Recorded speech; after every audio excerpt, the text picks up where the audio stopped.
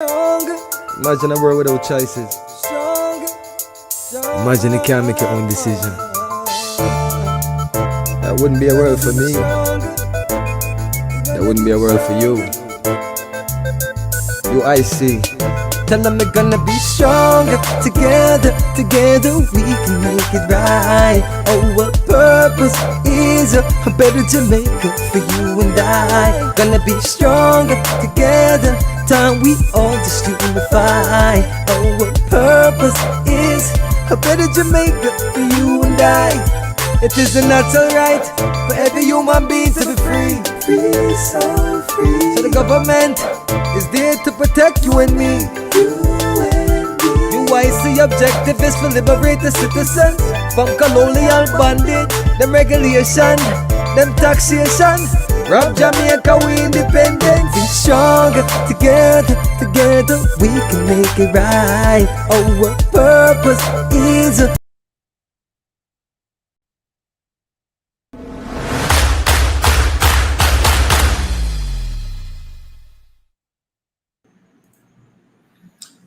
Good evening, and welcome everyone to another session on UIC Liberty TV. It is really my pleasure to be here with you tonight. We're going to be talking about why vote UIC Jamaica.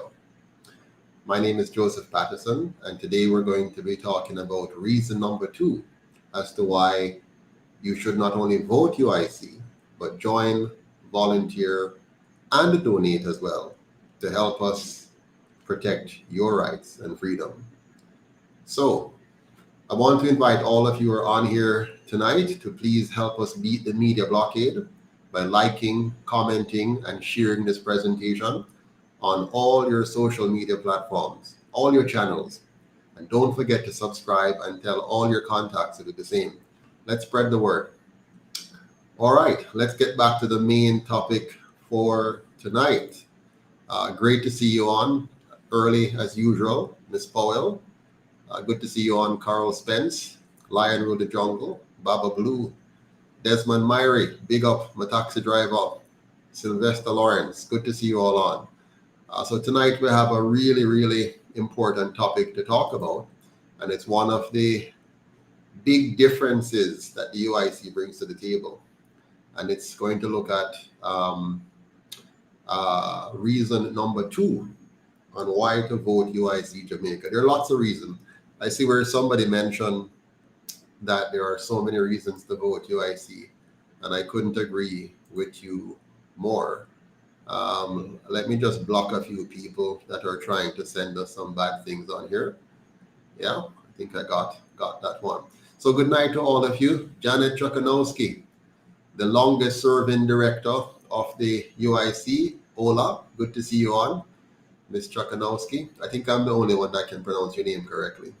Cool guy, good to see you on as well. Valerie Lee, nice to have you all on tonight as we dig into this very important topic. Now, last time we looked at reason number 1, which was to replace the monarchy and its colonial system of governance with a true republic to protect your sovereignty, including the right to choose what goes into your body without being victimized by your employer or government. Can you imagine that? A government that wants to victimize you, employers that want to victimize you for choosing what medication you want to use. So that's what we talked about last night at a high level. We looked at the history of the monarchy, and we said to ourselves, my God, that was supposed to be enough for us to have completely severed ties with that system and with those people, and to chart our own and truly independent future. But sorry to say, our early leaders turned out to be imposters, and they have maintained that system for some 78 years now. Unbelievable. Last night we also talked about the fraudulent fiat monetary system, including our government's borrowing at interest from the IMF and the banking cartels. And we pointed out that that system was designed to keep us indebted, poor, and dependent instead of independent. It should never have been adopted by our leaders, but they blindly chose political expediency over good governance. Last night, we also talked about the colonial partisan political system, how they use it to divide us, to distract us, and deceive us, so that a few of them can extract our wealth from us. This system, too, should never have been adopted if we wanted to be united. Last night, we looked at the fact that there is a better way, but that better way requires wise leadership, a leadership that cares more about the people than personal agendas, ego trips, or the love of money and power. And we saw how Lee Kuan Yew of Singapore personified that kind of leadership. And because of his leadership, the same time when our leaders were misleading us, the same time when they were leading us down this rabbit hole, the same time that they were undermining our economy, he, faced with far more challenges, led his people in a direction that brought them peace and prosperity on a level not seen in most countries around the world. Small little Singapore. And so today, we want to turn our attention to reason number 2. Reason number 2 is just as significant as reason number 1. Why should we vote for the UIC? Here's reason number 2. Reason number 2, we want to eliminate, or we will eliminate, the power of big money or the PSOJ oligarchy over our government. We're going to eliminate big money and the PSOJ oligarchy from having power over our government. And how we're going to do that is by implementing a 100% publicly funded campaign financing system. That system will fund only candidates, and it will fund the candidates equally. This will ensure that the candidates that are elected represent the people instead of a party or big business or any special interest group. So that is a profound reason why you want to vote UIC in the next election. To eliminate the power of big money and the PSOJ oligarchy from having power over our government by effecting a 100% publicly funded campaign financing system. Under the current system of governance and campaign financing, those who have the most money, those who have the most money normally wins. You all know this by experience, by looking on, that it takes a lot of money to run an effective campaign in a system where money rules. It's not by chance. The system was designed this way so that those with the most money could control, for the most part, the outcome of our elections. Let's take a look at the US presidential election, for example. We're going to take a look at that and see what that looks like, how that works.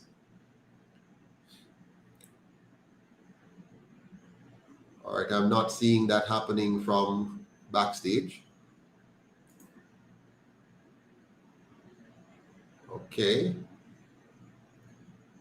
All right, so let me see if I can bring that in by taking a look at how the US campaign financing system works.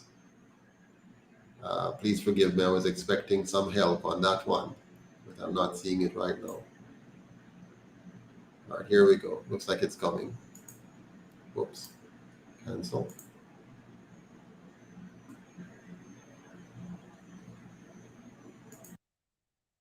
The average American family would have to work more than 14,000 years. The highest paid guy in the NBA, Kobe Bryant, would have to play for 29 years to make as much money as Barack Obama spent to become president in 2008. Yes, we can. $730 million.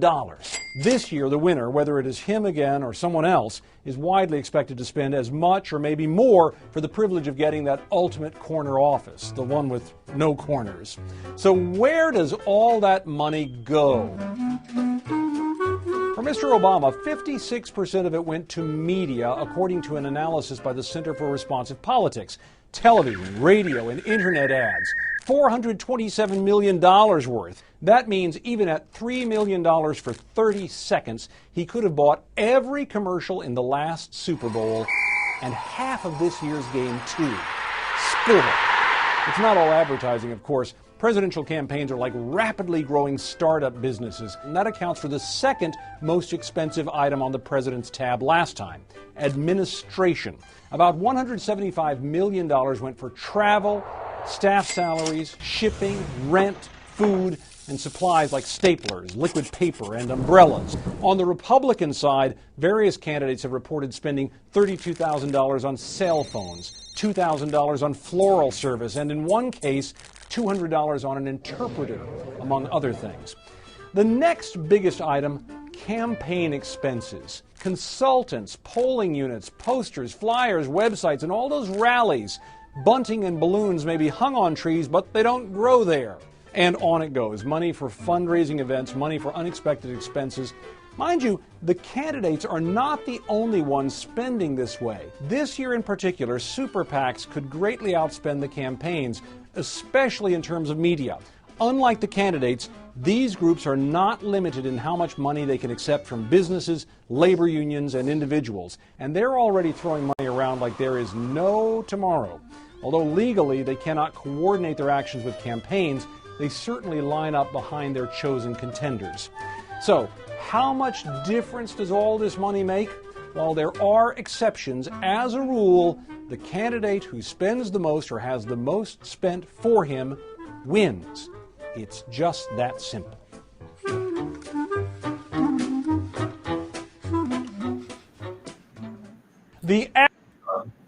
So there you have it. The candidate or the political party that has the most money usually wins.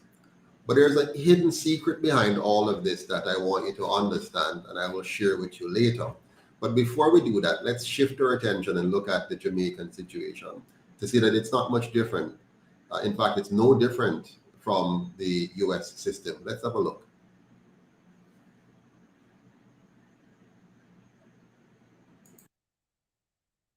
Election spending and democracy. Is it true that who spends the most money tends to win elections? Should the philosophy of sponsorship be for political parties and the grassroots sponsorship versus big private sector sponsorship? Is democracy for sale?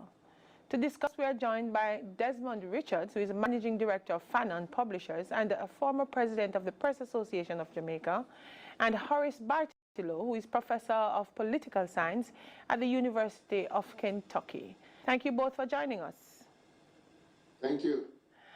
Now, this idea that who spends the most money wins an election seems to be under challenge. It seems to be being challenged this year by what is happening, in particular in the United States.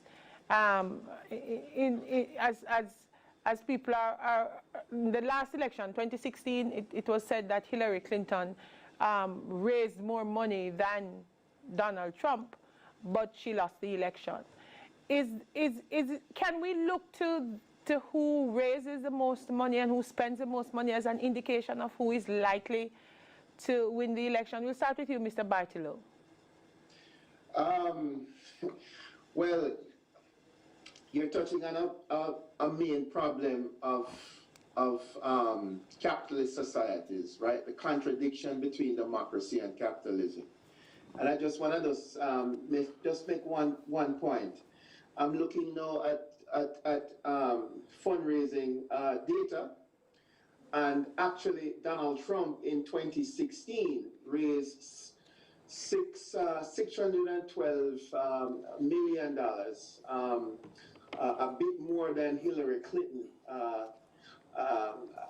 at about the same time of October 20th, 2016.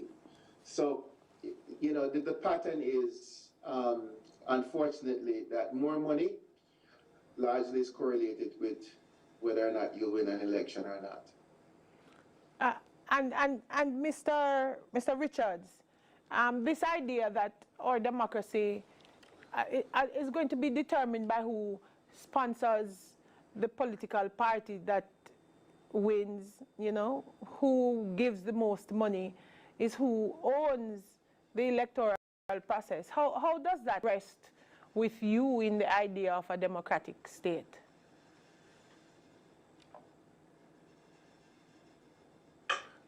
Can you hear us, sir? Mr. Richards, sir? Mr. Richards. Can you check hear us, your Mr. Richards? mic, please? Make sure you're just not muted. Well, actually, no, while he works.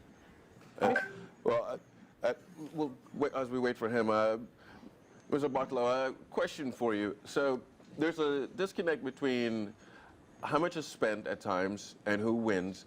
But the one thing I came across was this notion that it doesn't matter if you spend the most and win and lose, but the fact that the individual who does win tends to pass more legislation for individuals who have actually contributed the most to their campaigns. Does that hold true across the board from your experience? Well, yes, you're asking different. You're asking two separate but related questions, right? Yes, So one yes. is campaign financing, and the other is, well, after you get elected, do you pass more legislation? And the answer to that tends to be, at least from the American experience, tends to be yes. And those two things are correlated, right? Because the same people who finance the campaign is the same people who are going to lobby you to pass legislation. Where, you know, that's a different but related phenomena, right? Congressional corporate lobbying expenditure is just entirely out the roof. In fact, there was a 2015 book about this. It's called "The Business of America is Lobbying," and what the author shows is that corporate lobbying expenditures is in many respects almost 4 times as large as the combined lobbying expenditures of other civil society groups, including labor unions. No, So in other words, they can buy more representation. They can buy more time in front of legislators than anybody else. These are they're separate but related phenomena, right? Campaign financing, which is to get people elected, is also related to the number of bills that tend to get passed once they get into the legislature, right? Because the companies that finance campaigns are the ones that also spend a lot of money lobbying legislatures to pass certain bills. In fact, in the United States, because legislators have to be an expert at everything, and they just can't. It is actually lobbyists that actually are writing legislation, and many times they're writing legislation that is supposed to be regulating them and protecting the public's interests, and that doesn't get happen. So that's a big problem with why money is such a big problem in democracies. Mr. Bartolo, sorry, Mr. Richards, we've covered the issue of campaign financing. Yeah, we can hear you now. Can you hear me? Are you I am hearing you. Are you hearing me? Yes, I am. Outstanding. So, are you hearing me? Yes, sir, I am. Can you hear me? Are we here? We good? I'm hearing you, sir. Go ahead. Outstanding. Okay, so let's continue now. Yes. When it comes to the issue of campaign financing, there are issues. The model where it's all privately funded, you raise it on your own. There is a hybrid model where it comes from the government coffers partly, and then you make up the rest on your own. Or you have some nations where it's completely funded by the government, by the state. Now, which model do you think would best serve Jamaica within this time and place? Well, ideally, the state model of financing would be a good model, but is that affordable? That's the big question. Is that affordable? Are we, the Jamaican state at the moment, is it in a position to fork out more dollars, hundreds of Oh, no. I think we're losing you again, sir. dollars to finance elections? Right. On top of it, I think. Okay, while we sort that out with you, Mr. Richards, we're not hearing you as well as we want to. Professor Bartolo, one of the things that I've been noticing in the U.S. elections is the many ways that people are not able to predict who is winning, from what zip codes the sponsorship is going towards a particular party. So they're looking at who is sponsoring Biden, for example, and his zip codes kind of indicate the more educated, college-educated American. I'm also looking at what is happening in respect of betting. In Australia, people are excited about betting on the presidential race. In the U.S. and in England, in Great Britain, they're betting heavily on the race. So I'm not a betting person, but it's the odds that is helping people to predict who is likely to win. So we're looking at zip codes, we're looking at the odds and who is being seen as the favorite in terms of the betting, and people are saying, you know, these are better predictors now than the polls. How does that sit with you in respect of saying, okay, let us look at what is happening around the betting side to see who is likely to win the election? Well, that's not really anything new, you know. There's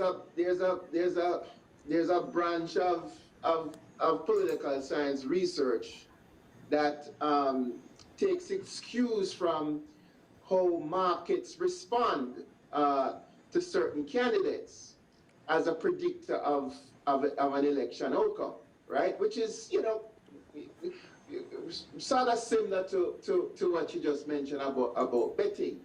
But you see, this gets back to the issue of the contradiction between trying to have a democracy within a capitalist society, right?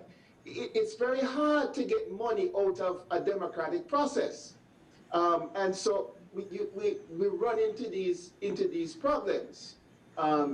Right now, in the United States, we can predict that Joe Biden is going to win the election just by financing. As of this month, well, October, he has raised close to $1 billion already, compared to, and while I'm talking to you, I'm looking at the data, compared to Donald Trump. Donald Trump is way behind him at $612 million, which is a little bit behind Barack Obama in 2012. So that should tell you that Biden is more likely to win just by the amount of money he's raising. And hold that thought. All right, let me jump in at this point and just point out a few things. So it is true that, you know, whoever has the most money has the greatest possibility of winning. But also, who gives the most money, in fact, does own the political process. But that is not a fault of capitalism, as the gentleman pointed out. He's suggesting that capitalism is a problem. But guess what? If you, in fact, had a capitalist society, as they call it, because capitalism means government does not interfere with the economy, but simply focuses on protecting you from force and fraud. That's what, you know, if they're going by the true definition of capitalism. So what they're saying is, capitalists are buying the politicians. But capitalists could not buy the politicians if the politicians were not able to do things for them by meddling with the economy. So it's kind of a fraudulent argument, and it shows a weakness in intellect of the individual who is speaking. So capitalism does not create incentives for politicians to donate, for big business to donate to politicians. The incentives are created when you have a system which they call a mixed economy, which allows the politicians to meddle with our economy, to play with our economy, to regulate us and tax us in ways that favors big business. Then you have an incentive for big business to get involved. They also mentioned that publicly funding the campaign process is unaffordable. That was the suggestion from the gentleman that was speaking. Again, that is not true. As I'm going to show you later on, you're going to see where publicly funding the system is actually much less expensive than what currently obtains. The problem, you see, is entirely due to campaign financing. That is the real issue. What are the rules that we've decided to have in our political process? Which is why the UIC, having realized where the key problem is, if you have a campaign financing system that is designed to attract and therefore be controlled by big business, you're going to get that outcome. So we're going to change the system so that you have a 100% publicly funded model that makes your representative completely independent of two things. Is independent of the party. So now you're going to have a candidate who, let's say he decides to run on the JLP umbrella for whatever reason, that's fine. Maybe he agrees with the philosophy, even though they don't really have a philosophy. But let's say they had a philosophy and he agreed with the philosophy, and another person wants to run under the PNP umbrella because they agree with the philosophy. And another person wants to run under the UIC umbrella because they agree with the philosophy. The fact that under this system, they would not receive any money from either of those, or any of those parties, and they would not receive any money from any big business or any individual or any group, that person now becomes truly independent and can in fact represent the interest of the constituents. I'll explain more in a bit. That is why we call what we're going to have a United Independence Congress instead of a parliament, which is really a colonial, partisan, divisive construct. The current system that we have is designed to divide. It's designed to create animosity. It's designed for us to fight each other. While the UIC system is designed for you to be independent and for you to then focus on cooperating and talking about policy as opposed to fighting each other. Now, there's no doubt that the two parties have been playing with us with the current system. You can listen to them telling us that the system is rigged while they dance around it and dance around any real fixes. The next video clip is going to show you the parliamentarians talking about campaign financing, and watch carefully, listen to their words, watch their facial expressions, and you'll see that they actually know exactly what they're doing, and they're doing it to us deliberately. Take a look. Meanwhile, opposition member and MP for West Portland, Darrell Vaz, believes the campaign financing legislation needs revision. Mr. Vaz claims the bill has several loopholes. The campaign finance bill provides the framework for the funding of election campaigns. Political parties and their candidates are barred from accepting funds from a Commonwealth or foreign country, as well as entities whose proceeds are considered illicit. However, Mr. Vaz says the bill only speaks to the collection and expenditure of monies during the campaign period. The bill defines a campaign period from the date of the announcement of a general election. A candidate is allowed to spend $10 million to fund their campaign, but Mr. Vaz says candidates spend much more. A smart candidate, Mr. Speaker, like me, our political party can therefore strive to get its contributions in and much of its expenditure undertaken before the announcement is made. Right now. Working. Right now. So a candidate who spends $10 million prepaying his car rental, bus hiring bills, paying for his t-shirts, his armbands, etc., will still be able to legally spend another $10 million during campaign period.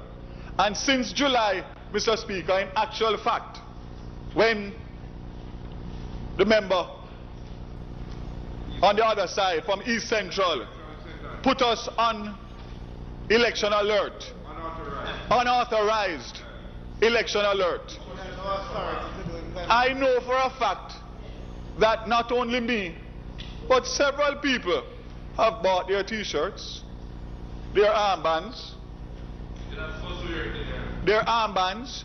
they wrapped their vehicles and done so much in preparation for election.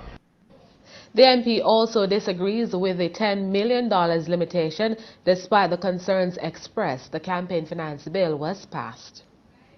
That does not make perfection the enemy of the good.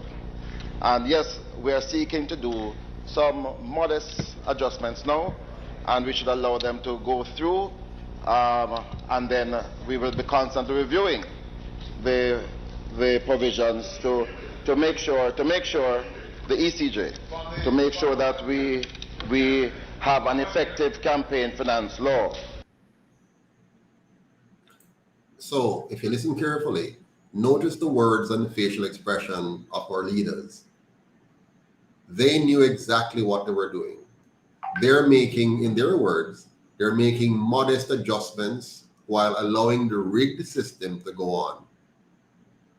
Paul Well actually makes it clear that they don't want perfection, while Vaz was telling us clearly what he's doing and what others are doing to beat the system. So they actually take the time out in this session to tell us how the system is failing, how they're beating the system, and the other side, while they're in government, had no problem with that system continuing while dancing around the issues and telling us that one day they'll get around to fixing more, and they're not really interested in having a perfect system now. Well, the UIC wants a perfect system now, and we have a plan for a perfect system. But before I go into that some more, let's look at what's behind the scene. The oligarchy in Jamaica is the PSOJ.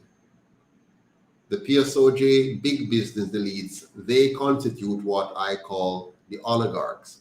They're the ones who actually own and control our politicians and our government by way of funding their campaigns. And so before I go any further, let me just show you exactly what an oligarchy is. Let's pay attention here. What is oligarchy?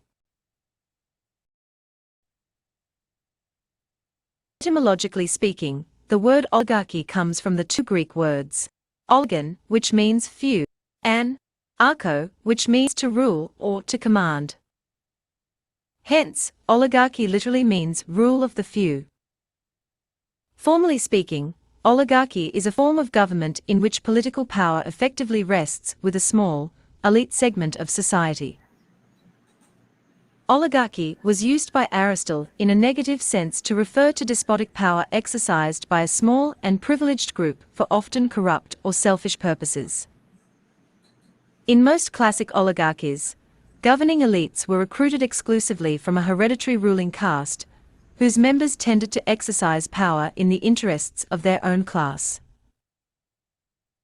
Oligarchies have sometimes been synonymous with aristocracies, which were ruled by members of a noble class, or with plutocracies, that is, ruled by the wealthy members of a community. However, neither wealth nor noble birth are necessary conditions for belonging to the privileged group which rules an oligarchy. Historically, there have been organized oligarchies and unofficial oligarchies in which a group of advisors dictated the policies of an official ruler. In practice, almost all governments, whatever their form, are run by a small minority of members of society, and it is necessary to further examine the ways in which these individuals acquire and retain power in order to correctly understand whether a system of government is an oligarchy. Ancient Greek oligarchs characteristically possessed greater wealth and influence than the rest of the community, but noble birth, was not a necessary condition for belonging to the ruling elite. In ancient Greece, the oligarchs were often a section of the old nobility which had excluded the poorer nobles from power. During the second half of the 5th century BCE, when Athenian ascendancy promoted democratic forms of government, there were still many oligarchic states in Greece, the most notable perhaps being at Corinth and at Thebes. The government of the Roman Republic is also often described as oligarchical. Historical examples of oligarchies are Sparta, which excluded the Helots, who made up the majority of the population, from voting. The Polish-Lithuanian Commonwealth, in which only the nobility could vote. The English parliamentary system, and execution of Charles I in 1649. And the restriction of the franchise to male property owners in young democracies, such as the early United States. A modern example of oligarchy, based on race, could be seen during the 20th century in South Africa in the apartheid system, which became official government policy in 1948 and lasted until the democratic election of a government dominated by the black majority in 1994. Russia has been labeled an oligarchy because, after the fall of communism, political power became concentrated in the hands of certain individuals who amassed great wealth by taking advantage of the new system.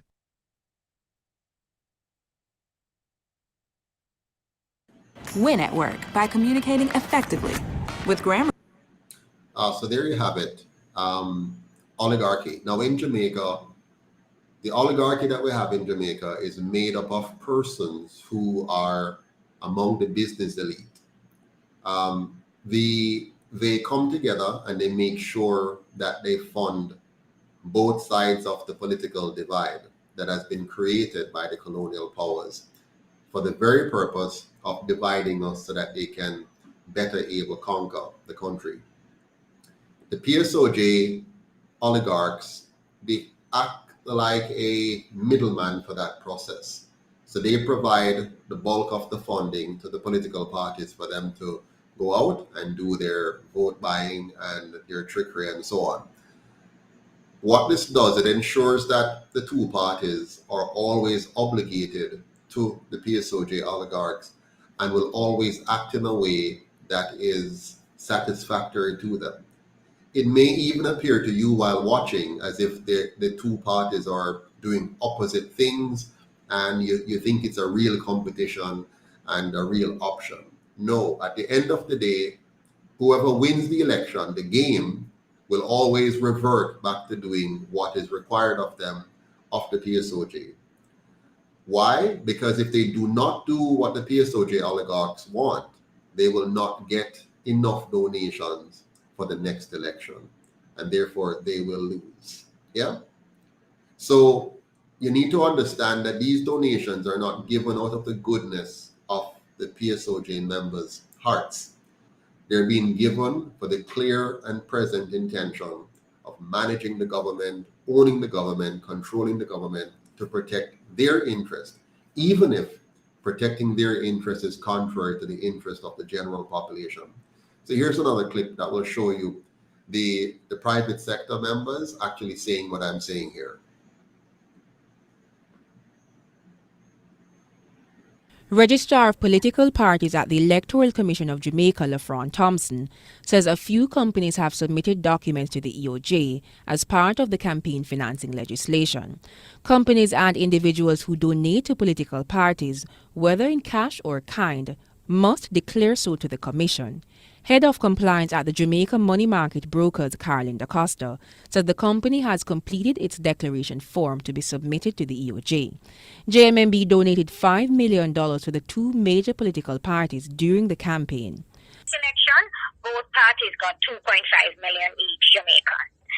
With this new election financing thing, we are also completed our forms to submit to the electoral body. Under the legislation, if the donor has a government contract of at least $500,000, they must declare that to the EOJ within 2 weeks of making the donation. The political party's report is not due until 6 months after the general election, and by that time, the new administration would have been settled in. There are concerns that political parties may accept donations in return for favors, including more contracts, positions, and opportunities. Former president of the private sector organization of Jamaica, Howard Mitchell, says the new legislation was drafted to highlight this sort of kickback. There are entities and individuals out there who give large amounts of money, tens of millions of dollars. Now, when they do that, you think they expect nothing in return? You think they do it out of the goodness of their heart? But now there appears to be another gap. The reporting period, which begins on the day of the election announcement, to 180 days after the general election, which was on September 3. There are reports that political parties and their candidates received campaign donations before August 11, which is not included in the campaign period. Jamila Maitland for CVM Live. So that news clip would have suggested to you that, hey, look, we're fixing the problem. We have a reporting process in place for campaign donations to be reported. Look, we're good citizens. We're declaring that we donated $2.5 million to that party and $2.5 million to this party. And the gentleman that came at the end says, hey, we know that people, when they give money, they're not giving it out of the goodness of their heart. And so we want this process to reveal to you whenever there's a problem. But how does it do that? The process reveals nothing. The process tells you that in one case, for example, that they donated equal amounts to each party. What does that do for us? It's good that we know that they donated, but what does it stop? How does it prevent kickbacks? How will you know that there were no kickbacks? What will be the basis for telling you there were no kickbacks? And we know from countless examples that there's a lot of corruption in our government. So clearly, this process is not working, no matter how much they try to cover it up and tell you nice things. Declarations mean nothing, as it only ensures that the oligarchs get to see how much each other is giving, and that's important.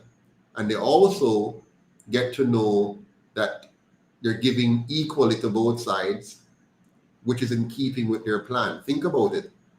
If you sit down around a table and you organize with your cartel brethren them, and you plan that, okay, listen now, as a rule, we're all going to give equal. If it's kept private, you won't know if everybody around the table actually did their part. By you getting a legislation in place, you now know, yes, so we're all following the game plan. And if anybody gives less, it will be apparent and known. Now, some cases, they may agree that they want to give less. Let's say, for example, one of the two parties is not behaving right. They're not following through on some of the agreed things that should be done. Then the cartel agrees that they should reduce the amount that is given to this one. How will they ensure that every member of the cartel does what is agreed to? By having a reporting system, a legally binding reporting system. So that reporting system really, while it appears to serve us, it's really to serve them and doesn't stop the problem, because all the other loopholes that exist for you to give a large amount of money prior to the election, then meet the large amount of donation allowed within the election, all of that is permissible by law.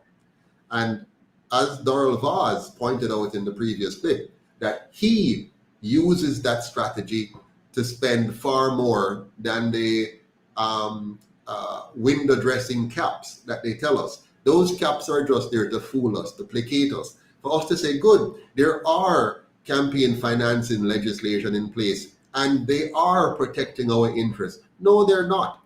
Every piece of legislation is carefully crafted and written to undermine our position as a people and to advance the cause of the oligarchy. Every piece of legislation. So it might sound good, it might be positioned right, it might be sold properly to us in the public, but the net effect of it is that they still get to do what they want to do. So in 2016, in public, we're told $144 million at one point was being donated in the 2016 election. And then we're told that at another point for 2022 that $300 million was donated. The final numbers can be discovered, but those were two examples. Now these are lots This is a lot of money. $300 million just during the election period alone. I wonder if we can put that up on the screen so you can see that. Are you able to do that? Can we show the $300 million article on screen? There you go. $300 million donated in 2020 to the two parties by the PSOJ.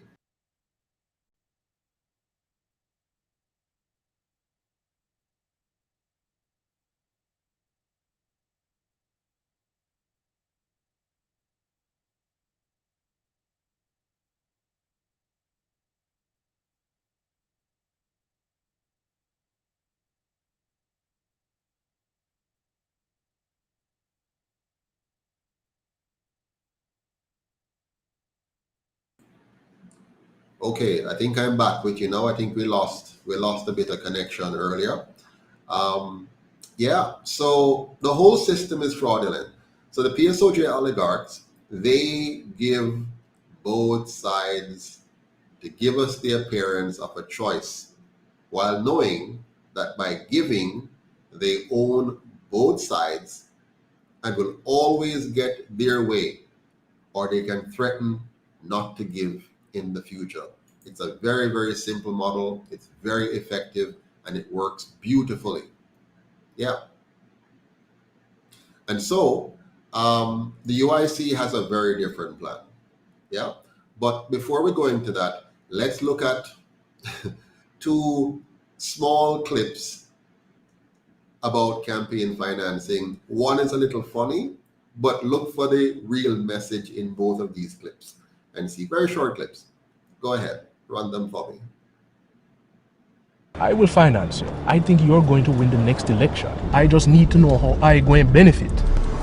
See the Chris SUV there? I might get all of the government big contract them. Them have to give him. I him support them big time. Not no left away. That for stop. Jamaica enough for run, sir. The publicly show how much them give and stop the corruption. For real. End secret campaign financing now. Build integrity. Sponsored by the National Integrity Action Limited, partnering with NIAF. I will finance. Right, so the first part of that was very accurate. And the last part of it now, where they're telling you, you should be very comfortable now because we have changed the law so that we will have them disclose how much they contribute. But that means nothing, as I just explained to you before. Let's look at the next clip now, which is a bit hilarious, but quite interesting. Go ahead. Campaign Watch 2012. And now, Congressman Cam Brady on campaign finance reform. The guys are prepared to donate $500,000 to your PAC. Provided, of course, you pick up the phone anytime we call. Oh, hold on. Hello, how about 750? If you give us $1 million, hell, I'll let you sleep with my wife. And for 1.5, I'll throw in my cousin. I don't know if you want her cousin. That might drive the price down. She lost weight. Oh, Mrs. Brady, are you playing footsie with me under the table? Nope, that's me. He's a switch hitter. No, I did once in college, yes, which we've never talked about. This important message has been brought to you by the campaign. Goes without saying, this lunch never happened. Rated R. Only in theaters August 10th. I'm sure you got the point. They were laughing all the way, but this is very serious. Don't be fooled by the humor. This is real. It's very, very real. It's a reflection of what is really happening behind the scenes. You'd be amazed at the things that go on behind the scenes. Politics is a show. It's show business. It is one big bag of tricks. Now, of course, they would never support a movement like the UIC. They would never want what we're about to do to happen in Jamaica. So rest assured that they're going to throw a lot of money behind discrediting our movement. Yeah? But let's take a closer look now at the UIC system. I'm going to try to walk you through our system now so that you can have a pretty decent understanding of how our system is going to work.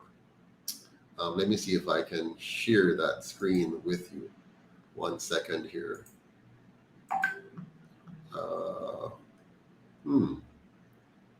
All right, I used to have that screen, but now it is gone somewhere for lunch, it seems.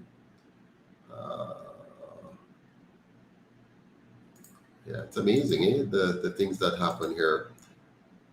I want to show you a PowerPoint presentation, but for some reason, I am not seeing it anymore.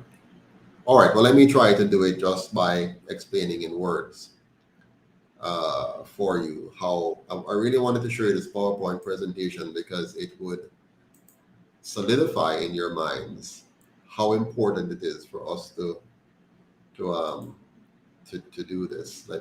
I have it open here, but I am not seeing the window that will allow me to share that document. But let me close a few things out and see if that will make a difference. You know, the technology is something else, you know.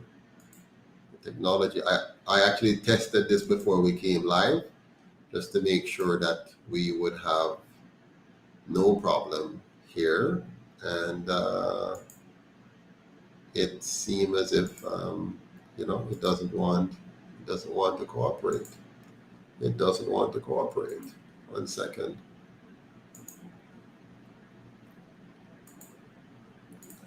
All right, here we go. No, not showing. All right, so I will do without it. I will just speak from the top of my head on this one. So the UIC system is designed this way. First of all, we're going to remove 100% from the political system every ounce of private money when it comes on to funding campaigns. Okay? So we believe that a publicly funded campaign is the best and most affordable model because it contains the cost, it levels the playing field, and it reduces the opportunity for corruption by candidates. What it does, it separates the candidate from the political party when it comes on to funding. It separates the candidate from special interest groups when it comes on to funding. It separates the candidate from big business or big money when it comes on to funding. So in our system, for you to be a candidate, anybody can become a candidate as long as you first and foremost take an exam called a good governance exam, and this exam is going to allow you to demonstrate that you understand what it means to be a representative of the people. So you have to understand some basic things. Yeah, you have to understand civics, history, economics, statistics, professional ethics, all the things you need to be an effective representative of the people in your community. Now we know that not everybody know all of these things. So we put together a course that you want to be a candidate, you take this course and you demonstrate that you have the competences, the core competences. For example, you don't want a candidate who's unable to analyze statistical data. You don't want a candidate who doesn't understand the history of money. You don't want a candidate who does not have professional ethics and know how to behave under different circumstances.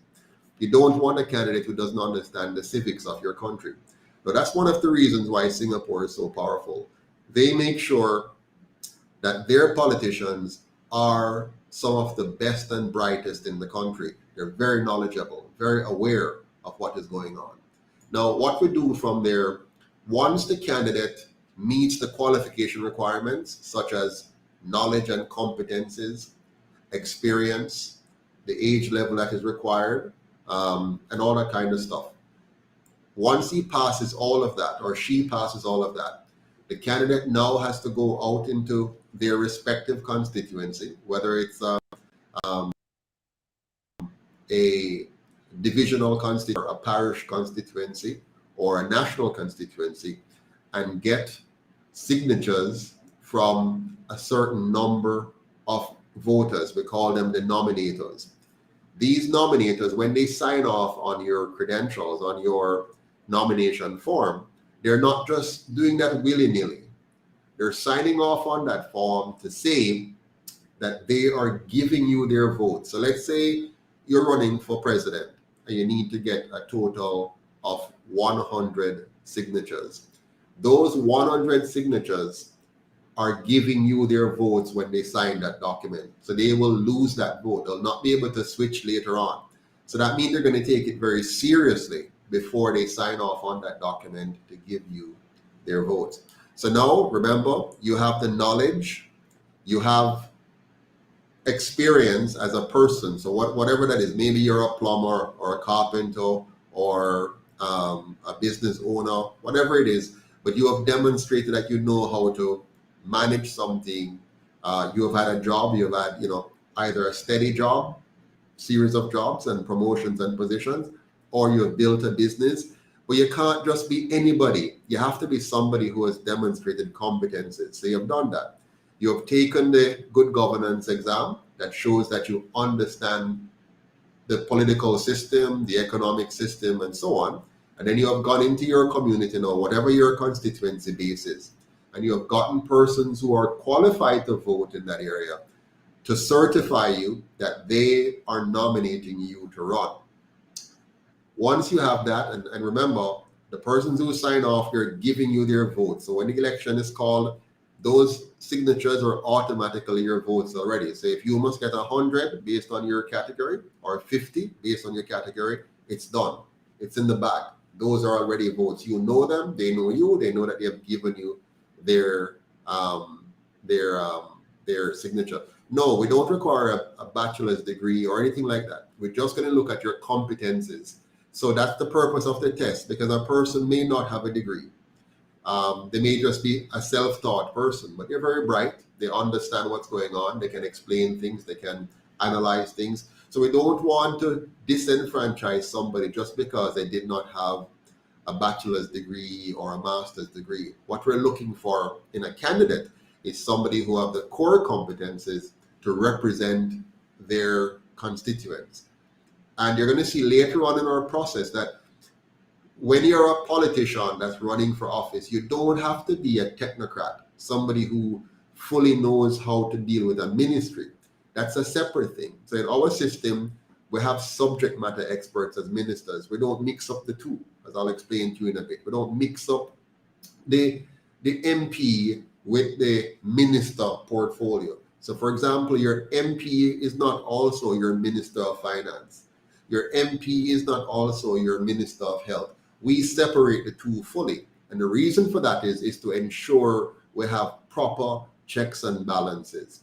Now, let me go back to the electoral process. So remember, you have demonstrated that you have the experience, meaning professional experience, business experience, life experience that is worthy of talking about. You demonstrate through our examination process that you understand economics enough, you understand statistics enough, you understand history enough, you understand civics enough, so you can be relied upon by the constituents to represent them because you have a broad base of knowledge. It doesn't mean you are an expert in any one of those fields, but you have enough fundamental knowledge to be able to properly represent somebody, much more represent an entire community or constituency. Once you meet those basic requirements and you have gotten the signatures from the required number of nominators in your community, you automatically now get placed on the ballot. So no party, there's an age factor, Norman. So there will be age factors. So for example, I'm not going to get into that right now, but you'll have age level. To vote, you need to be 18. For you to run for the Senate, there's an age. For you to run for the House of Representatives, there's an age. For you to run for president, there's an age, and so on. But barring those age factors, the key things are your competency factors. Now, the moment you are placed on the ballot, here's what happens to you now. You don't have to worry about getting any money from anybody. You don't have to worry about spending any of your own money, because our system is going to ensure that you get the same access to radio advertisement, the same access to television advertisement, the same access to internet advertisement, the same access to town hall meetings, and the same access to debates. So let's say you're one of the candidates running for president.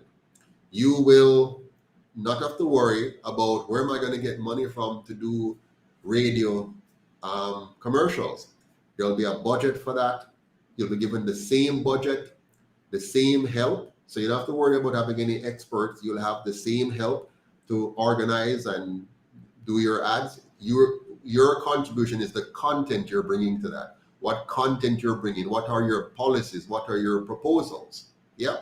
And so you now bring those forward, and you'll get the help from professionals that are paid by the government to help you to put out your ads. You get the same amount of minutes, and your ads will go out.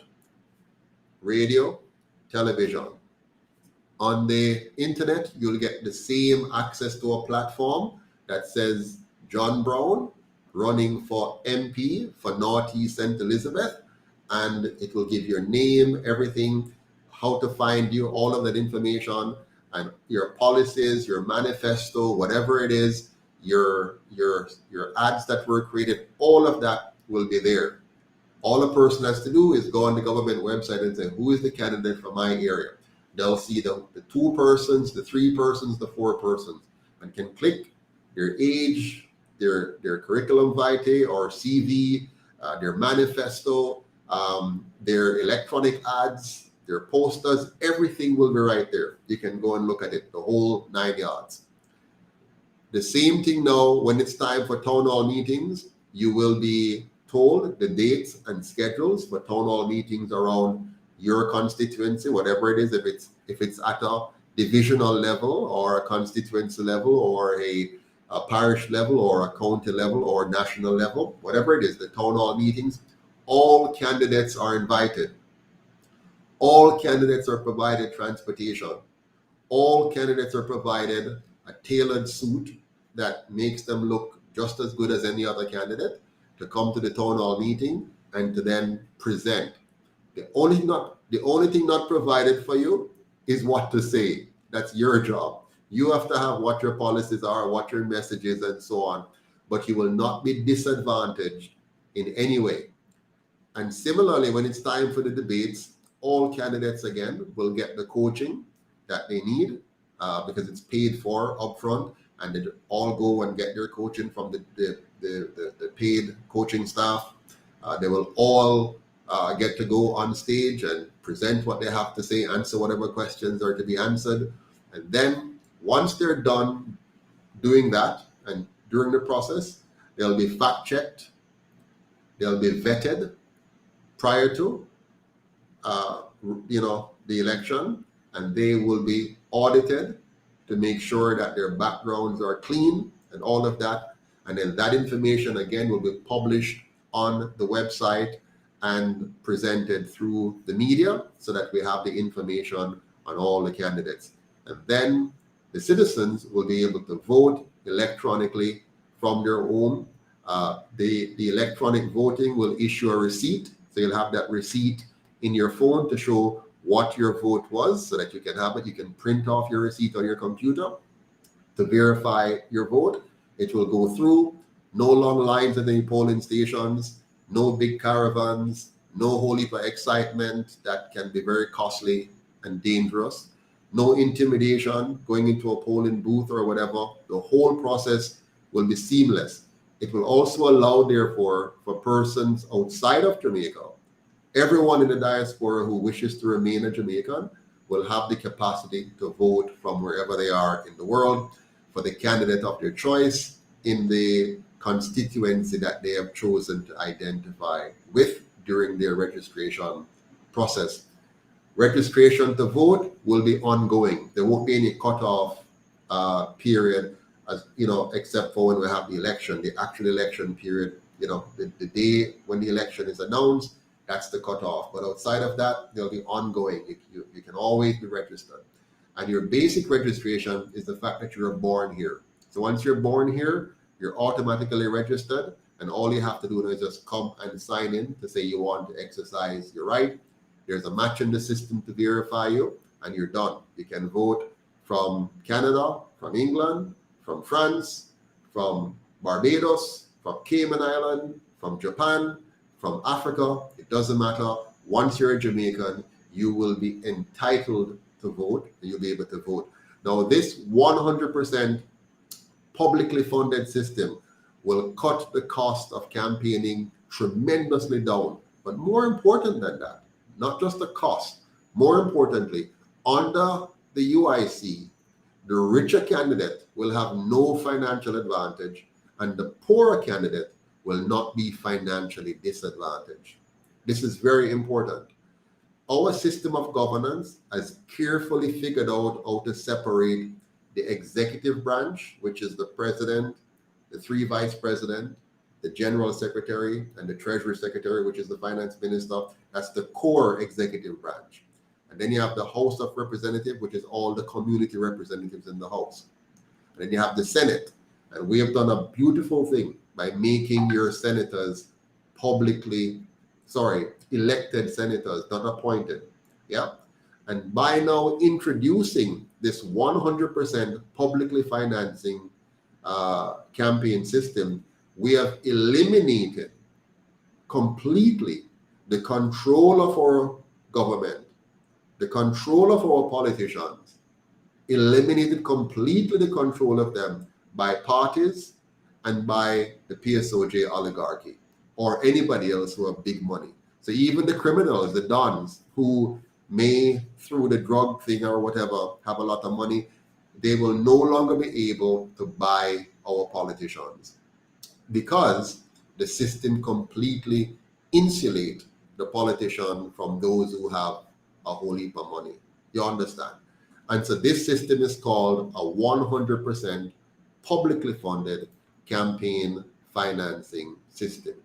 Now, when candidates are independent of parties and independent of big donors, it means they can be free to speak their minds. They can be free to question every law. They can be free to question every policy. They can be free to question every action of the executive branch of government, and therefore give you, the citizens, transparency into all that's going on. In the current system, MPs are not free. They have to toe the party line. Senators are not free. They have to toe the party line. And only if they have something on the prime minister, they can speak a little freer. But if they don't have nothing on him, they have to watch it. Because if you're a senator and you don't behave yourself, the prime minister will not appoint you to a ministerial portfolio that will give you access to power and money. The same thing if you're an MP in the current system and you misbehave, meaning you don't follow the directives given to you. Whole heap of things happen. One, you have no hope of making it in the cabinet. And two, the next election you won't be funded, so you can't run. But in the UIC system of governance, you are completely independent of the party and you're completely independent of big money. Now, why would you then be a part of a party? No problem. Maybe because you just like the philosophies of the party and you use it as a what do you call it now, like a think tank. Yeah, you get together, you think, and you work things out. No problem, because we're not in the business of getting rid of you having the freedom to associate. What we don't want, though, is for you, being a representative of the people, to lose the freedom to fully represent the people. We want you as a candidate to have the full and unequivocal freedom to speak out, to stand up, and to know that if you stand up and you speak out, if you question something, if you probe something, if you investigate something, and you find out what's going on and speak up, there'll be no victimization. The president can't take away your funding for your re-election. The big man in the PSOJ can't take away your funding for re-election. You will still get the same media. The media can't shut you out because you are automatically guaranteed your media spot by the electoral laws that the UIC is going to bring in. You're going to get same access to radio as you did the last time before. So let's say you're a bad MP, meaning bad is you bring up things, you identify stuff and bring it to the attention of the public and cause trouble for the administration. Guess what? Next election, you have nothing to worry about. As long as you get your nominators and you have not done anything that affect your personal qualifications, right? You have not done anything bad, get charged with anything. As long as you meet the basic requirements still, you will still get the same radio, the same television, the same internet, the same town hall, and the same debating access as any other candidates. Whether you are rich or poor, whether you're from uptown or downtown, whether you're black or you're white or in between, it doesn't matter. As long as you meet the basic qualifications, you will receive equal access. Notice you're not receiving money. If you notice, we're not actually giving you any money. What we're doing is giving you what you need, access to communicate effectively with your constituents. So let's say I am running for president under that system. I will have no more financial advantage as the founder of this system, as the founder of the UIC.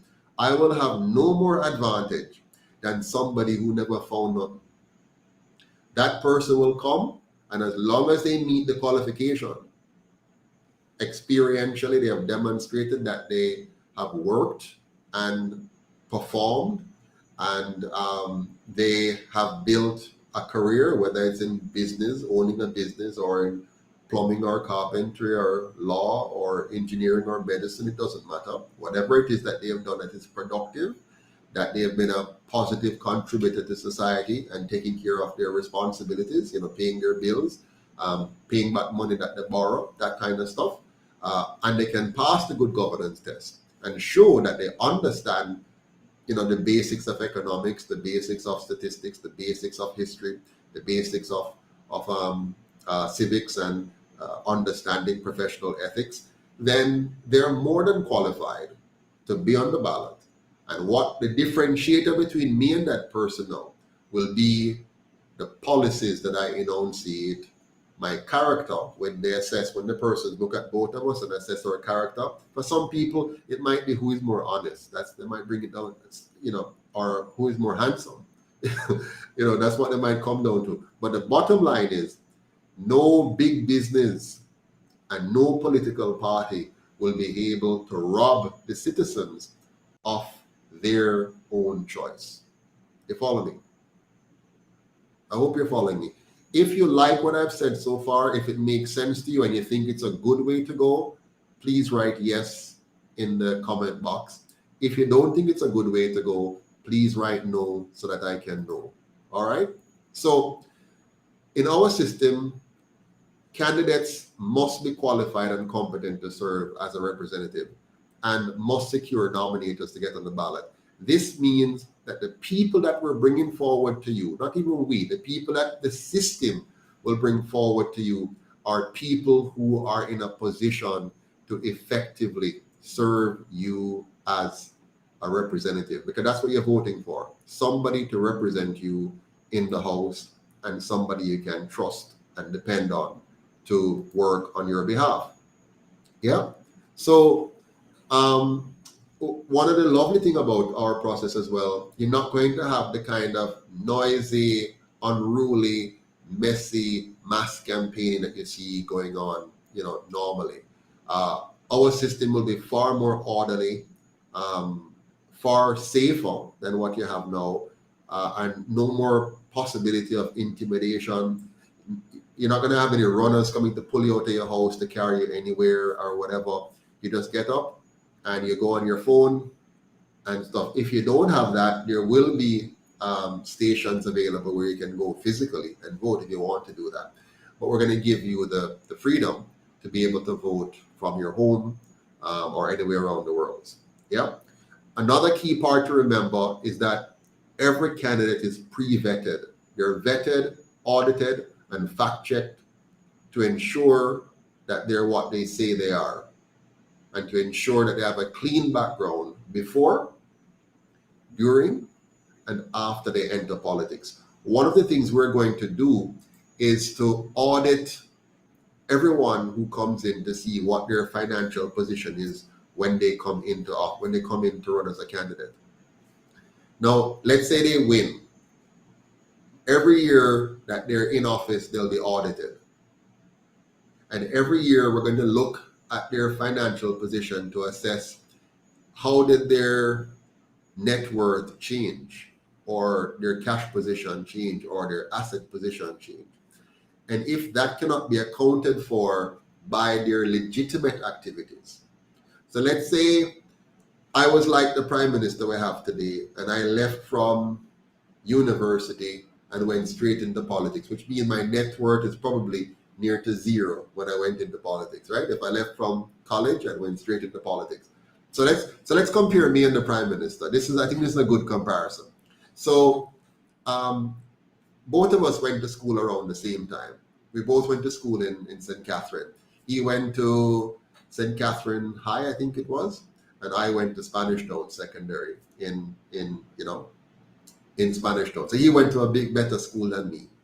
I'm a bright boy. I went to St. Catherine. I was a dunce boy. I went to Spanish Town Secondary, and then he went to sixth form, and I went to Stats for the next 2 years after Spanish Town Secondary.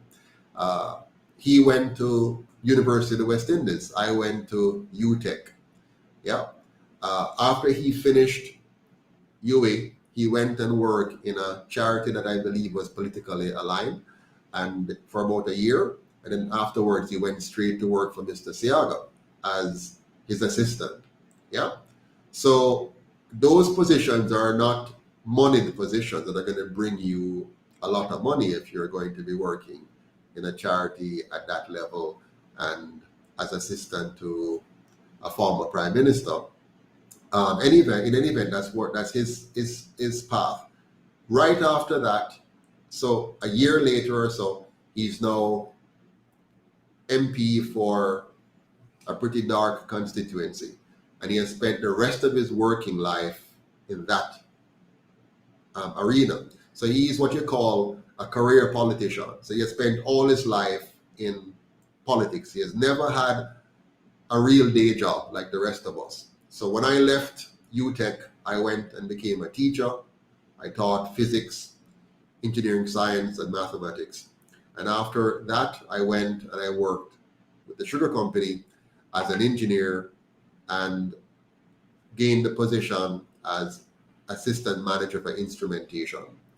And from there, I went to Canada, where I rose through a number of positions, from accounting clerk to junior accountant to accounting manager to financial analyst to business analyst to director of finance, financial controller, VP of finance and administration, to a directorship in the government for financial reporting and controls, and then bought and sold a few businesses, CEO, chairman for one of the largest social investment fund in the world, situated in the Netherlands, and all of that, and worked with a number of countries and different kinds of companies and so on. So that's my path. Now, which of us do you think should have, generally speaking, the larger net worth in that outcome? Now, under our system, the UIC system, the moment the Prime Minister went into office, run for office, the system would have immediately take a snapshot of his net worth. And then it would have tracked his net worth every year, auditing him and verifying what's going on.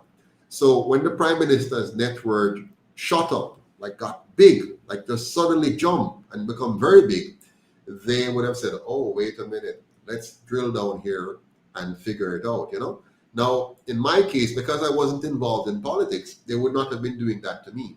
But the moment I step in, let's say I'm stepping in now, so he and I are in the same age group right now. So he would have been in politics all of those years, from from 25, 23 to 50 years old. He has been in politics, right? As an elected representative somewhere around here in politics. So now when they compare his net worth from politics should be fairly, minimal. And mine, based on what I just told you, should be a little bit more significant. Now, as life would have it, it appears the Prime Minister has a very sizable net worth, but that has not been challenged. Under a UIC system, that would have been challenged, that would have been audited forensically, and the Jamaican people would have been able to comfortably say, yeah man, he really earned that level and built that net worth honestly. So I leave that to you to figure out the conclusion from there. Purpose Driven is saying, Mr. Patterson, please, I'm asking you to go on YouTube and watch a channel. No problem, I'll do that. So yes, so the point I'm making is that this system that I'm talking to you about is an unbelievable system that is going to put Jamaica on a path that every country in the world will be marveling at our effective system of governance. So I'd like to end with this last clip before taking your questions. Let's take a look at this last clip before I take some questions from you. It's called Corruption, Crosstalk, Political Leaders Trade Accusations. Let's take a look.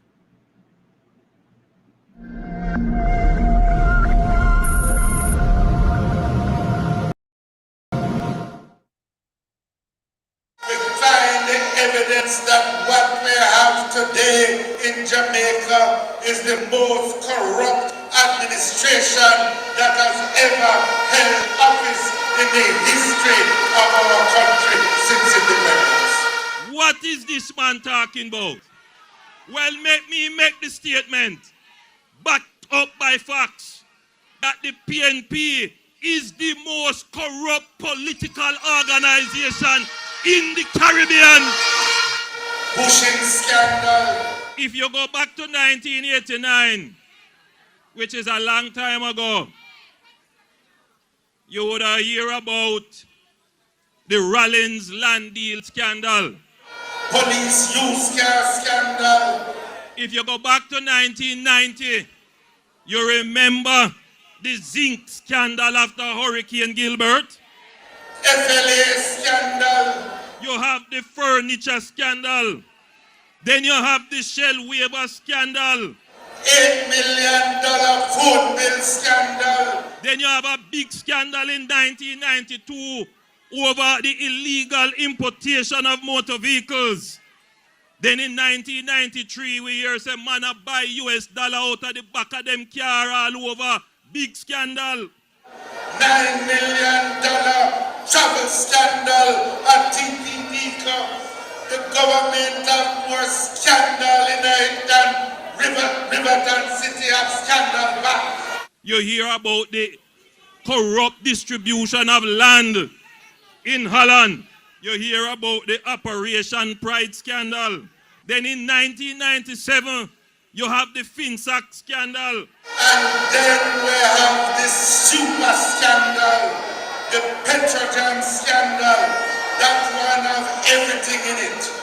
And then now you have the mother of all scandal, the traffic guru scandal. You remember that?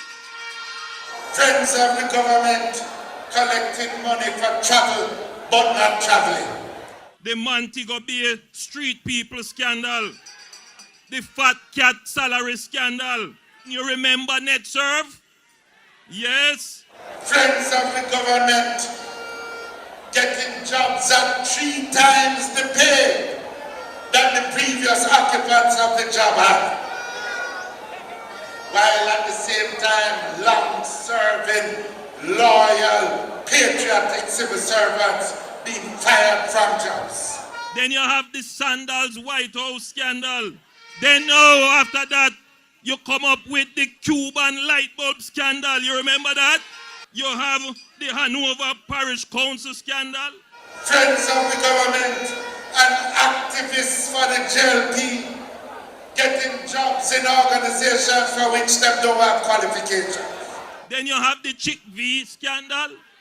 Then you have the dead baby scandal. Then you have the bad gas scandal. Then you have now the parish council in a Manchester scandal. Friends being awarded contracts by breaking the procurement rules. And some of those friends is the same people that turn up in the bushing scandal. You remember Outer Many scandal? You remember EWI energy scandal? Never in our history have we heard of a government entering into verbal contracts. No paper, no sign. Just word of mouth. $23 million. What madness is this going on in our country, Africa? You can't cuss me when you corrupt. Thank God for the opposition in Parliament. Thank God for the PAAC and the PNP members and the PAAC. We already know that in bad mind him that likes the people prosper. And now we know that him is nothing but a hypocrite. There will always be in every government, regardless of jurisdiction, people who breach the rule, people who use their power unjustly, unfairly, and unduly. The mark. Wow, what can I say? What can I say about these two? If you are not convinced by now, that Jamaica has no hope at all, if we give, it's now, somebody corrected me earlier, I said 78 years. We're now in 2023. It's now 79 years. 79 years. 79 years. 79 years that we have been tolerating, putting up with, allowing these two parties to continue to do to us what they've done to us. 79 years now, 2023. By the time we have the next election, which is due, the next general election, which is due in 2025, it will be 81 years. Now, the election won't be in 2025. It's going to be in 2024. So by the time we have the election in 2024, it would have been 80 years and nothing would have changed materially except that we have depreciated as a country on so many fronts. The entire colonial partisan political system of these two colonial parties is a massive corruption enterprise that has cost us more than you and I could ever imagine. The cost is massive. It is sad to say that they have clearly listed out for us tonight how they have both scammed the people of Jamaica over the last 79 years. There are yet scandals that you and I don't know about yet. There are more scandals to come. And when the UIC is elected and we perform a forensic audit going all the way back to 1944, yes, we are going to show you, because we believe history is important. We have to document history and teach it to our children so our children understand the value of good governance. And so we are going to audit this government, the government of the JLP and the PNP of the last 79 years. And by the time we win, it will be 80 years when we win the general election. And we are going to investigate all of them backside. Sorry, pardon my language. We are going to investigate and document and prosecute and jail these people for what they have done to the Jamaican people. Yes, They have cost us more than $750 million a year for corruption. That is why Jamaica is so unsafe. That is why Jamaica is so unclean. That is why Jamaica is so disorderly. That is why Jamaica is so crime-ridden. That is why so much of Jamaica is dilapidated. That is why so many in Jamaica are poor. That is why 90% of the Jamaican people live below the US poverty line. 90%. My friends, we cannot afford one more day under these two parties. 79 years is more than enough. They had more than enough time to do all the right things, and they failed us to do so. Of course, in the next election, they're going to be making you a lot of promises. Right now, the Prime Minister is borrowing a lot of our ideas and phrases and thoughts, and he's spewing them out left, right, and center. They're going to promise you the moon now. They're going to tell you that they're going to do all the things the UIC has been saying. They won't call our name, of course. They're going to say, we're going to fix energy security. We're going to fix food security. We're going to fix water security. We're going to make Jamaica the organic food capital of the world. We're going to bring in youth employment solutions. We're going to bring in a work fair program. They're going to tell you all of this now. They're going to borrow every single item from the UIC's agenda, except items like what we discussed tonight. They will not make Jamaica a 100% publicly funded campaign financing system. They won't do that. They would not make Jamaica a true republic. They won't do that. They will not make Jamaica a non-partisan constitutional republic. They're not going to do that. They're going to take all the other issues now that you can talk about, even play with a little program, but it will not fundamentally change the nation. Because they and their donors at the PSOJ oligarchs who donate $300+ million to them during election time, plus much more outside of election. They do not want the kind of Jamaica that the UIC is talking about. If the PSOJ want this kind of Jamaica, they would immediately stop funding those two parties if they want this kind of Jamaica. This is how you will know if the if the PSOJ wants what the UIC is talking about. They would immediately stop funding those two parties, because the PSOJ, they're business people. They would never keep on their payroll a staff who is not performing. If they have a staff that's not performing up to par, not coming to work on time, not developing and delivering on their competences, not causing the business to be profitable, not managing costs, not being effective managers, they would fire them. So the only reason why they keep paying these two parties is because the two parties are performing up to standard, to their standard, not to mine and yours.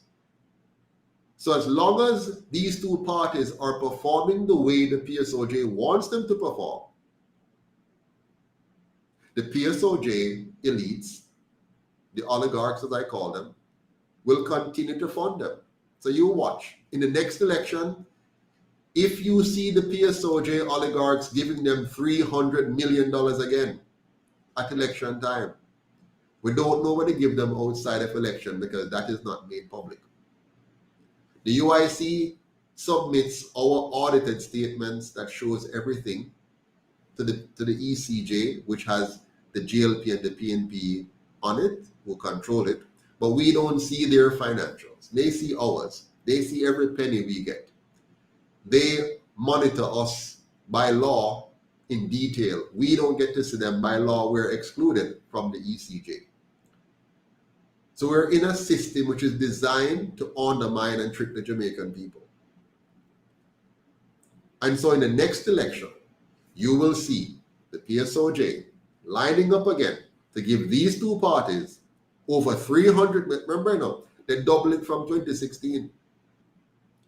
So come this 2024 election, is some $600, $700 million they're going to give them in that election. to come and buy your votes, to come and sweet you up, to give you the armbands that Darrell Vaz was talking about, and the t-shirts and the caps, and the free rides to meetings and the free rides to vote. They're going to pay for the gas and pay for the vehicle. They're going to pay for all the posters. They'll have all the money. They'll pay for those beautiful television ads, those wonderful dub plates. All of that will be done. And the question is, are you wise enough not to be fooled by it again? They have fooled us for 79 years already. Will we allow them to fool us for the 80th year of their trickery? We need a new system and new leadership for a new and better Jamaica. The UIC is that new system. The UIC offers that new leadership. The UIC will give us that new Jamaica. And on that note, I am ready to take your questions now. Any questions? I'm sure Douglas will bring them up on the screen for us. Do we have any questions? No, Ms. Powell, the PSOJ is not fully done. They're fully committed to maintaining the system to benefit themselves at the expense of you, me, and our picnic.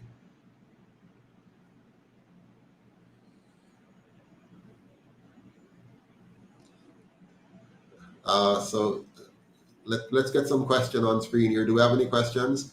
I hear you, Osman. I understand what you're saying for sure. Thank you, Mr. Christopher Stevens, on the nice suit bit. Appreciate that.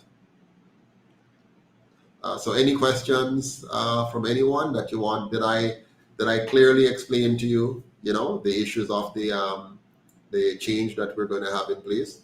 While we're waiting for questions, let's do some ratings now. How do you rate tonight's presentation? Does it answers the question you have, meet your expectations? Do you like what you have heard? Should the UIC go forward with this as our platform and manifesto in the coming elections?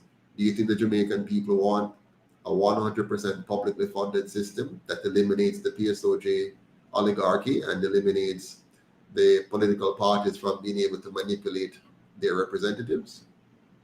So if you are in agreement with us, give us 100%. If you are halfway there, give us a 50%. If you're absolutely not happy, give us a 0. All right, I hear that there are no questions. Thank you, JMH. Thank you, Kirk. Jamaica people need to start looking for a government that builds the country instead of being loyal to political parties. Good comment.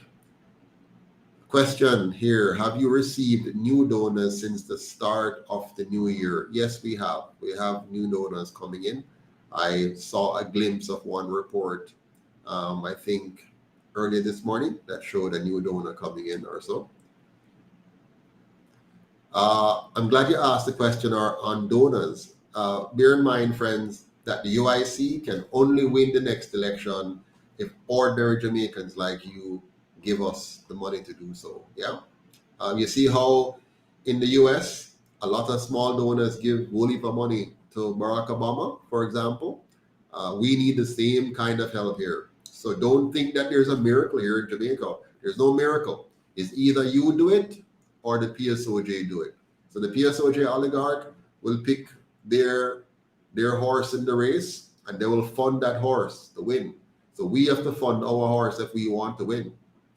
Thank you, Desmond Myrie. Thank you, Norman Smith and Kwame Gordon. Greetings. Nizook says, I'm loving it. 100% is real truth. Thank you so much. Wade Noble says 100 A+. Can Jamaica have running water all through the island? Yes, we can, Donovan Oilet. Absolutely, we can. There's no reason why we shouldn't. And JMH's PSOJ love to do it. Yes. Clean D said your presentation was on point. And God's richest blessing, family. Sorry I am late. Yes, Mr. P, them expect the people to sell out this time, though you'll be there properly, their property to dispose of, yes. Are there upcoming interviews for the UIC on social media platforms and on radio and TV? None that I'm aware of right now. NAHJ1 done. It's a complex name you have there, though. But no, I'm not aware of any imminent interviews coming up now. Clean D is asking if you can, if he or she can call in. Not tonight. We don't have the phone line set up, so not tonight. But please post your question. We have another 5 minutes or so. If candidates have voters' commitment and choose to drop out, how will those votes be redirected? Very good question, Mr. Romans. We have not thought about that, so I will now look forward to your proposal as to how we deal with that. Do we have representatives in all the parishes, Olga is asking? No. I know that we've covered. We have, persons in St. Catherine, Kingston, St. Andrew, Manchester, St. Elizabeth, St. James, Clarendon, St. Anne, St. Mary. We're still missing Portland, I believe, and St. Thomas. Well, we do have in St. Thomas. We have one person out in St. Thomas. Yeah, but not every parish yet. Please, if you know someone who wants to run, or you know someone that should run, please encourage them to join up as quickly as possible. Will police station close under UIC government? No, there'll be 24-hour operations. Thanks for asking that, Craig. I am so appalled at police stations locking up at night. And when people go, I was in China, I was in China. Which year was that? I was in China. What year was it? I forgot. But it was,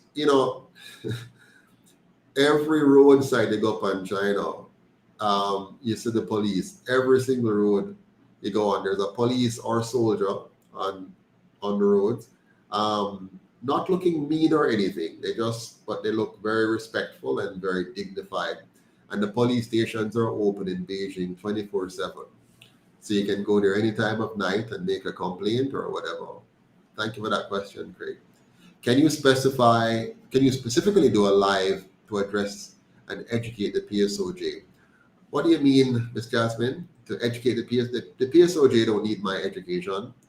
They know exactly what they're doing, Ms. Jasmine. I hope I understand your question properly. Why do you think Jamaicans so slow to help the UIC? I promote the UIC. Christopher, I think they just can't believe that there's an answer. They're so committed to believing that it's hopeless. They have been brainwashed by the two parties and the media that no third party can win, not realizing that, of course, no third party can win unless the people make a third party win. There's no way a third party can win in Jamaica unless the people decide to make it win. If you have a third party that wins through the normal process, then you will only have three sides of the same coin. So if another party comes up and it is promoted and funded by a special interest group, whether that special interest group is the church or the PSOJ or any other group, once it's funded by one special interest group, you will not have a good outcome.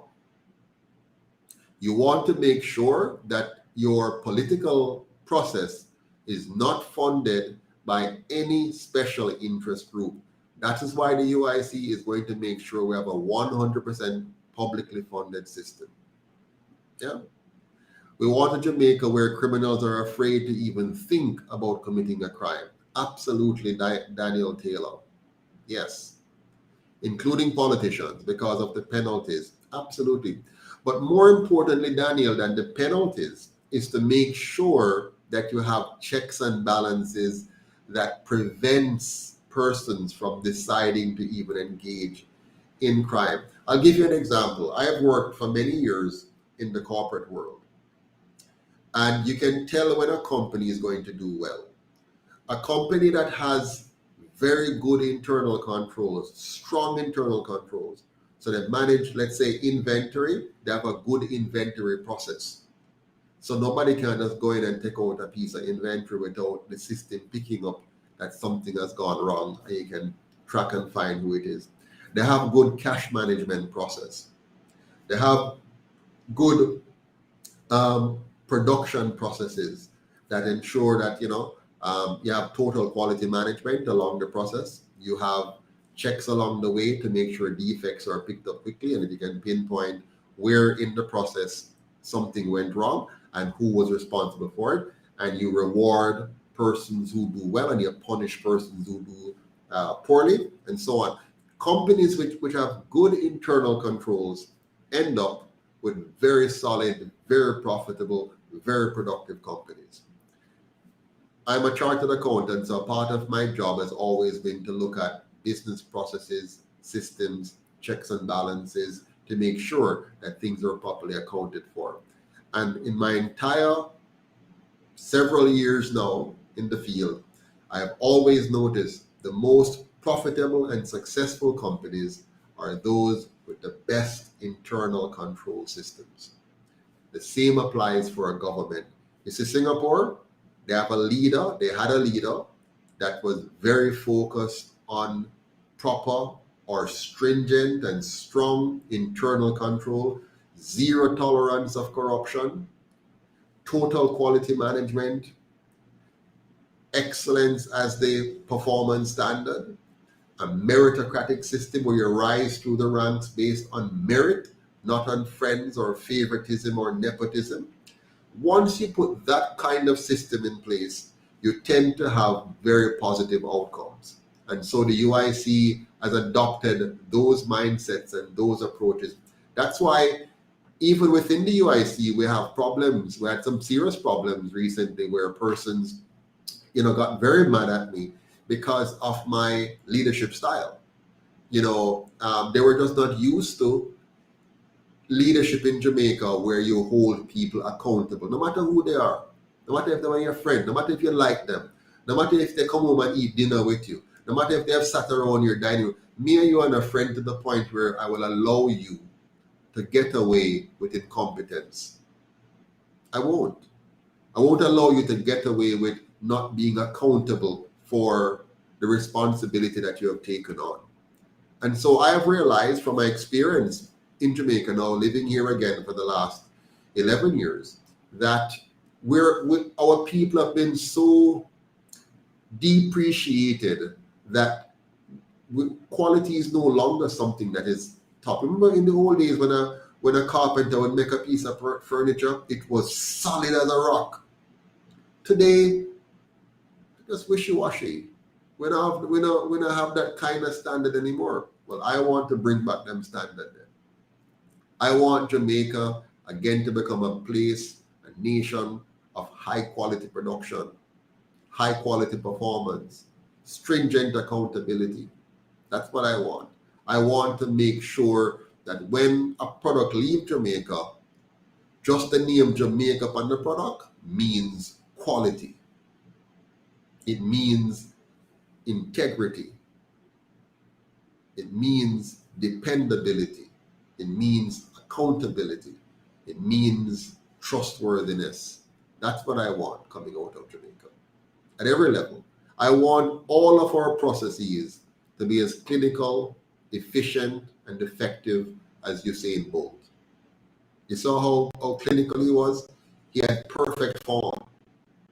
Like Shelley and Fraser, they pinned down their game. They study and master the art of running effectively and efficiently. That's why I got such good results. Let's replicate that in all of our doings.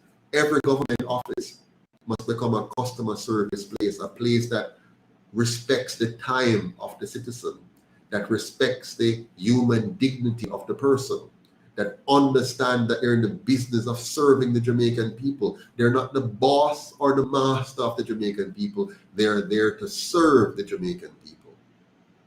I want a police that's not a force, but a service that's going to not only serve and protect, but respect the people. Don't assume that because the boy clothes look tear up or him look poor mean you have the right to disrespect him or abuse him. You must see him as a human being worthy of respect unless he demonstrates a lack of respect. And then you have to deal with him because of the nature of the situation. Yep. So anyways, what am I missing here? Did I miss any questions or comments? But if some company want to help, why not make them help fund the UIC? Not everyone is the same. Okay, so again, Miss Wilson or Mr. Wilson, let me be clear. The UIC will happily take money from any legitimate sources. So if a company wants to fund us, if the PSOJ wakes up tomorrow and wants to fund us, that's fine. As long as they're signing on the dotted line that they're funding us to pursue the agenda that I've outlined to you.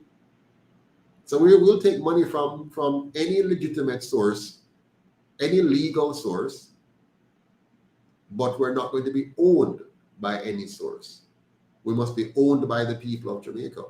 So don't get me wrong, we're not telling the PSOJ not to fund the UIC. We're saying we see what you're doing. We'll understand what you've been doing the last 79 years. If you're willing to change, we're willing to talk. But I can assure you that come 2024, they will be right there again, giving $300 million to the two parties to make sure that they have them in their back pockets. Daniel Taylor, are you able to find the people with the drive, competences, and the motivation to take on the task of representing the UIC? Jojo, that's a very good question. It has been a challenge to find, enough persons with the competences, the motivation, and the drive to do the work. It has been a challenge, but I'm hoping that there's somebody out there like you, Jojo, who wishes to help to change that. Daniel Taylor says, I notice in Jamaica, in the political arena, it's like wrong is right, is the new right, yeah, because good police officers are not likely to be promoted. But that's the point, Daniel. That's the exact system we have. No good police officer is going to be promoted, generally speaking. If you know about the system of promotion in the police, you'll run. It is very political and politicized. It is a mad system of promotion. It is corrupt. The current police commissioner is engaged in a very corrupt system of promotion, as far as I know. Very, very corrupt. And it is sanctioned by the political directorate. Snitcher, the way we prevent corruption in our party is not the party. The corruption prevention is in the government. But here in the UIC, in terms of corruption prevention, I mean, there's not much to be corrupt about. In the UIC, we have a finance committee, for example. On that finance committee, you have individuals from different countries, from the diaspora on it. You have local. All of our transactions are approved by two signing officers, and all of it is visible and auditable by the members of the finance committee. And then our books are audited by an independent audit firm. And then our financials are submitted to the ECJ, which has a commission, which is staffed, which is occupied by members of the two alternative parties, which means we're the most transparent and most vetted political party in Jamaica. There's no other party which is more transparent or vetted than the UIC in Jamaica, in the history of Jamaica. So that's how we prevent corruption in the party. Now, when we're government, it's even worse, because our very policies that we're going to be implemented, not as a policy which changes from year to year, but by a constitutional reform, which will mean the new constitution will have embedded in it solid checks and balances, such as what we described here tonight. In one instance, we've talked about a 100% public. Just imagine, the UIC wins government in 2024. By the following year or the next election, we now have a 100% publicly funded system. So remember now, I was elected, UIC, the current system, I am Prime Minister. We have now done the transition, done the transformation to the new constitution, and made all the regulatory changes. And we come now down to the 5 years' time, we now have elections. And that elections, I and all the other presidential candidates, if I'm running, will have the same slate. I will have no ability to use taxpayers' money to advance my agenda or my candidacy. I will be at the mercy of the electorate in the same way as every other candidate who decide to run for president that year. All the other candidates will be in the same position. They will have no avenues to get money from PSOJ to help them out, or to get money from the party or any party they belong to help them out. They're going to be facing the electorate squarely on a level playing field. A level playing field. And so that will be a new day in Jamaica. It will be the first time in the history of our country that we have such an effective model of governance, such a clean election where the best woman or man would surely win. Money will not have a say in that election. Have you considered doing phone calls to reach voters like they do in the US? Absolutely, Olga. We do have a database that we do make phone calls. Nobody has made more phone calls than my wife and taken calls. She does an excellent job of that. Thank you, Olga. Next question or comment. Is there a law governing banks who refuse the UIC a commercial bank account? No. Currently in Jamaica, there are no laws that can force a bank to give a legitimate organization a bank account. There are no such laws at all. Of course, we could take them to court and challenge it and try to win, but we don't have the money to do that. And it would be, very difficult to win as well. Next question. Can you please put up the link for us to donate? It's there. I see Lion Will the Jungle posting it all night. The website. Let's go on the website, uicjamaica.com, and you can donate there, Ms. Graham. Thank you so much. And there's it again on the screen. So I think I have said enough for tonight, everyone. Did I miss any question, anything you want me to answer before we go tonight?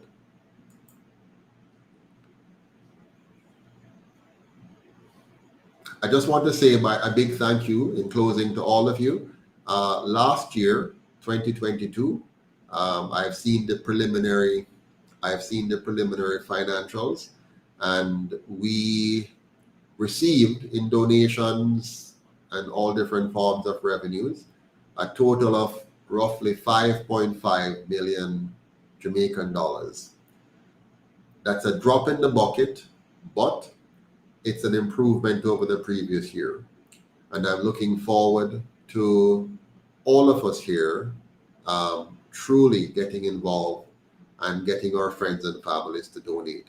We want to win the next election, but we can't do it without you. A little off topic, says Mr. Williams, do you think Jamaica could host F1 races, etc., as a means to make money? Jamaica is a very marketable place, and things like this could generate money. I must admit, I don't know what F1 races are. Forgive me. What are F1 races? Anybody know? Can you tell me? Backstage, you know what F1 races are? I feel very ignorant here. Okay, car racing. Okay, all right. I thought there was something else going on. Well, in a UIC Jamaica, entrepreneurs who want to create such an outcome and offer such a product to the marketplace, we'll be more than happy to do so. More than free to do so. So that's great. Can be done. Motorsports, yes. Thank you. All right. Again, thank you all very much for being here tonight. I really appreciate you taking the time to listen and for giving your feedback. So let us go out with a bang as usual, as we say, one UIC, one Jamaica, stronger together. See you next time. Have a good night.